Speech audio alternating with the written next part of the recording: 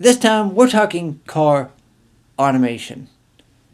For the longest time, and this is going to change, I believe this is very close to changing. Blind people have not been able to purchase or drive vehicles because obviously you need sight to do so. Automated cars are going to change this. This picture is of a car diagram with a person who's on a motorcycle and a driverless car looking ahead and on both sides, right and left. On the left side, the motorcycle is coming up and it is detecting that motorist. And it slows down for that motorist and lets it pass. Electronic cars have been proven. There's research out there, go look it up, that says the danger to motor vehicles is human interaction. I read in Apple News a couple of days ago where a motorist was dealing with a driverless car in a research facility. They were doing testing, and the human took control of the car, and they found out that the human was in error and the computer wasn't. The computer was going to make the right move, but the human thought it knew better, and it didn't. Which I think is really cool, which means that we're coming up to what car automation is looking like. And this is the same kind of picture where it's giving a little diagram of how cars would work. Looking at focus points of what the car is looking at and surveying the road around it. Now, what does this mean for construction of roads that are built now? I'm not sure. I don't know if they would have to be broken up again and have lines put in them. I don't think so, because we have semi-autonomous, what are called different levels. So we have levels 1 through 5. 5 is fully autonomous. 4 is halfway. 3 is still kind of at that middle ground. 2 and then 1 is not autonomous. Levels 4 and 5 are becoming increasingly popular, where you still have to have a human in the car to make sure, but the car can drive itself, park itself, whatever you need it to do, which is really, really cool. And we're getting to that point. The point is, I think human mindset is going to have to be rethunk, and that's going to have to change a lot of people's minds. Now, you may be thinking, Aaron, in this picture there's a person reading a book. Okay, that's great. But would you want to pay for a car and car insurance and all that? Yes, I would. Because for me, while we can use Lyft and Uber and friends and family to get around, and we do, and I'm thankful for that, there's nothing like being able to go out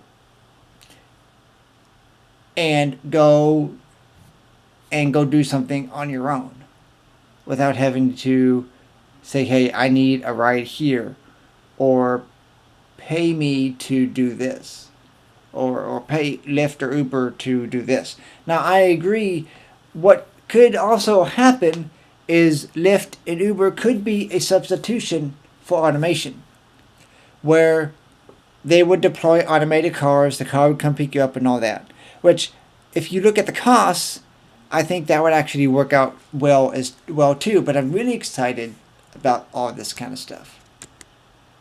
What could also happen as well is there could be remote systems where there would actually be actual drivers in a different state, in a different country. The car would still be automated, or the truck, or what have you, but there would still be a person behind a semi-automatic wheel that would allow for the taking over of the vehicle if necessary. I think these people would have to be highly trained to know when to take control and when not to.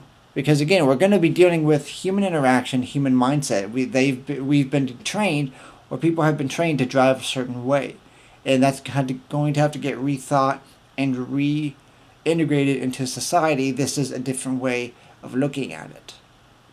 Now, these cars may be expensive. The Tesla models are very expensive, but people have been willing to pay for them, even though some of them are still out for pre-order and have not been mass produced, like the M3. And I'm just really excited about how all this is coming together, and how it's going to just not be an advance for the human race, for the sighted people who can see, but also for the human race of sighted people who can't see. And also, too, we need to look at other disabilities as well. People in wheelchairs, people who cannot speak, who cannot move, have to have some assistance, who are still in wheelchairs, or the elderly, or whatever. Put yourself in a different category where this could be a lifesaver to them. They pick up a lift, or they have their own car. They go out and do what they need to do with their helper or somebody else. The elderly with their grandchildren, with their daughter or son. They get back in the car, and the car takes them to their home or wherever else they need to go. I think this would help a lot more people than we're really thinking about. So I'm just really excited where all this stuff is going, where machine learning, not AI, is going, which I'm going to have a video on that, the differences. And I'm really excited for the future of automation and learning, and machine learning and artificial intelligence and all that kind of stuff. I'm just really excited how all this is going to work out in tandem with each other. And I cannot wait to see what happens. So this has been Aaron Linson with Linson Productions.